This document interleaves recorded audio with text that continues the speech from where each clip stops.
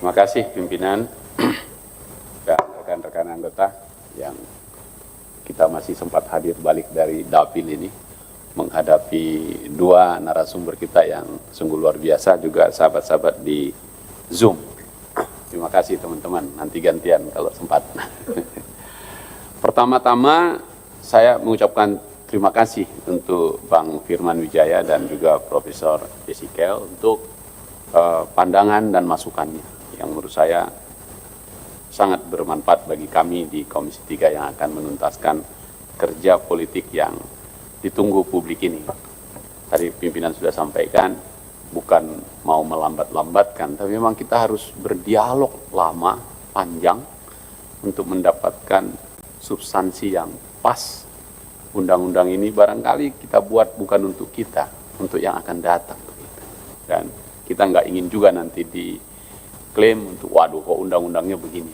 Jadi sekali lagi terima kasih kehadirannya. Saya ingin fokus pada mohon tanggapan nanti, mohon bantuan pemikiran para narasumber yang sangat ahli ini untuk di bidangnya. Saya lebih fokus kepada pertanyaan yang seperti ini nanti, mohon saya dibantu atau kami dibantu nih. Saya buat pertanyaannya begini, siapakah yang kita akan beri hak dan kewajiban mengelola aset negara hasil kejahatan itu? Pertanyaan sederhana itu akan mengangkut kepada power, kepada siapa power ini harus diberikan gitu. Nanti mohon tanggapannya nanti. Ini tentu kita akan belajar dari banyak hal. Tadi terima kasih Prof. Ezekiel untuk memulai mengangkat satu pikiran saya beberapa waktu lalu yang kita sebut, kalau ini pertanyaannya, apakah boleh kita kasih ke pikirannya yang dilepas oleh Presiden Prabowo sejak awal, namanya Badan Penerimaan Negara, atau ke Badan Eksekusi Negara. Yang kalau soal eksekusi ini, mungkin nanti Prof bisa konfirmasi juga Bang Firman ini yang paling paham ini. Kalau kita buka situs perkusinya Mahkamah Agung di permohonan eksekusi, itu ada 36.184. Ada 21.926 itu permohonan eksekusi putusan. 14.258 permohonan eksekusi hak tanggungan. 4.415 perkara belum dieksekusi secara nasional. Mungkin nanti ada datanya, kalau dari Prof bisa tambahkan. Jangan-jangan ini juga triliunan ini. Jangan-jangan gitu ya. Dan kita bicara ini tentu tentang aset negara. Nah, karena itu izinkan saya memberi pertanyaan sekaligus pendalaman, nanti bisa dijawab. Kalau tidak sempat di sini mungkin nanti tertulis. Kalau kita ingat-ingat, Presiden Prabowo saat memulai pemerintahannya sudah menyusun rancangan besar bernegara yang disebut dan kemudian sangat terkenal sampai hari ini, namanya Astacita. Nah, rencana membentuk Badan Penerimaan Negara itu ternyata sudah ada di situ. Dan bahkan sudah dimasukkan dalam RPJMN 2025-2029. Jadi dari rancangan besar Astacita turun ke RPJMN, turun ke program hasil terbaik cepat, Quick Wins, bahkan turunlah itu yang disebut di Quick Win itu butir ke-8, yang disebut mendirikan Badan Penerimaan Negara dan meningkatkan rasio penerimaan negara terhadap produk domestik bruto ke 23%. Saya lagi pikir-pikir, karena yang kita omongin kan aset nih, ujung-ujungnya kan dapur keuangan negara ini, ke sana mau kita arahkan. Nah, jadi saya ikutin ini sejak kampanye juga disampaikan, dan pengamatan saya belum banyak orang yang bicara ini. Mungkin Profesor Ezekiel saja satu dari antara yang sedikit itu. Jadi terima kasih. Dan tadi sudah mulai diangkat gitu sejak tahun 2024. Nah, dalam tulisan-tulisan Prof. Ezekiel saya coba baca gagasannya. Dan kalau kita tarik ke kerangka perbandingan di dunia internasional, lebih banyak disebut dengan Semi-Autonomous Revenue Authority atau SARA gitu. Kalau nanti dibaca panjang nanti nggak enak ini. SARA, SARA. Bentuk lembaga pemungut yang dikeluarkan dari struktur kementerian dan diberi keleluasan mengatur pegawainya sendiri, menentukan gajinya sendiri dan menyusun cara kerja sendiri. Kemarin kami diskusi. Contoh di Inggris, tumbang hanya 5 tahun dibubarin. contoh di Kolombia, nggak nyampe setahun, dibubarin, dan seterusnya. Jadi kalau pertanyaan ketua tadi tentang siapa pengelola dan bagaimana kita ngatasi itu, yang harus hati-hati nih. Jangan-jangan pindah ke tangan yang kita kasih ini, itu masalahnya. Jadi abuse of power-nya. Catatan IMF pada 2024 menyebut sekitar 35 negara memakai model ini. Nah, Indonesia pilih yang mana nanti ya? Saya mohon tanggapannya nanti. Mau Singapura, Malaysia, Kanada, Meksiko, Kenya, Inggris, bahkan Argentina itu semi otonom. Tapi ada juga yang otonom. Yunani, Afrika Selatan, dan di luar yang dua itu Australia yang tetap dalam pemerintahan. Yang mana ini mau kita buat ini kira-kira? Jadi alasan-alasan negara ini menurut kajian yang saya coba baca, sederhana dia pilih itu. Apa itu? Mengumpulkan penerimaan menuntut keahlian teknis. Nah tadi ini Prof yang sebutkan tadi. Dan orang yang berkualitas. Siapa pula lah nanti kita kasih di sini. Sementara aturan kepegawaian dan penggajian di dalam kementerian sulit menampung kebutuhan itu. Kalau yang ada sekarang ini, keluar dari struktur kementerian, membuka ruang untuk merekrut baru, membayar, dan memberhentikan orang dengan ukuran yang berbeda. Profesor Yesikel mengingatkan kita untuk satu hal yang tidak boleh terlewat. Apa itu? Keleluasaan tadi hanya berguna kalau cara mengurusnya ikut berubah. Ini saya ingin pandangannya ini. Jangan pula kita bikin undang-undangnya, nggak berubah cara ngelolanya. Negara yang sudah mencoba model ini pun hasilnya beragam, ada yang bagus, ada yang tidak bagus. Jadi pertanyaan saya begini nih, saya sampaikan ini, apa hubungannya atau pertanyaan saya, Prof Yesikel dan Pak Firman, badan yang akan kita bentuk mengelola ini yang mana menurut Anda berdua? Apakah masuk saja ini ke badan penerimaan negara? Jelas itu langsung. Atau yang tadi badan eksekusi negara?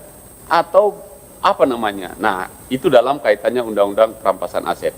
Saya ingin ngajak lagi nih, RUU perampasan aset mewajibkan kita menunjuk siapa yang mengelola aset yang disita dan dirampas negara. Sudah 3 kali masa sidang kami di sini mendengarkan berbagai kalangan dan pilihannya mengerucut kepada 2 saja. Nanti Bang Firman pasti nggak setuju yang pertama saya sebut ini. Menyerahkannya kepada kejaksaan yang perangkatnya sudah berjalan, pasti Bang Firman nggak setuju ini. Atau mendirikan badan tersendiri di luar kejaksaan. Bentuk persoalannya sama, memilih rumah kelembagaan untuk sebuah pekerjaan. Kami sih bisik-bisik, siapapun dia pokoknya fit and proper test di sini. Jadi setiap hari kita undang karena mewakili masyarakat. Kemana uang yang kau rampas kemarin itu? Untuk apa dan gimana kelolanya? Nah, saya ingin mengajukan satu gagasan ini, Prof Yesikel dan Pak Dr. Firman. Dapatkah aset yang dirampas negara kita golongkan sebagai penerimaan negara? Kalau jawabannya dapat, gagasan Presiden membentuk badan penerimaan negara barangkali bisa sekaligus diarahkan untuk mengurus pengelolaan aset rampasan itu. Termasuklah itu yang eksekusi tadi. Jelas itu dapur negara dari mana uangnya di luar pajak dan bea cukai. Selama ini kita bicarakan aset sitaan oleh seolah semuanya benda mati. Seolahnya ini benda mati. Mobil, perhiasan, jam tangan, telepon genggam, barang-barang itu memang cukup disimpan di gudang yang aman, dijaga sama satpam. Lalu dikeluarkan lagi ketika perkaranya selesai. Untuk keperluan seperti itu negara sudah punya perangkatnya dan sekarang berada di tangan kejaksaan. Bang Firman setuju nggak itu? Perubahan yang dulu di kementerian.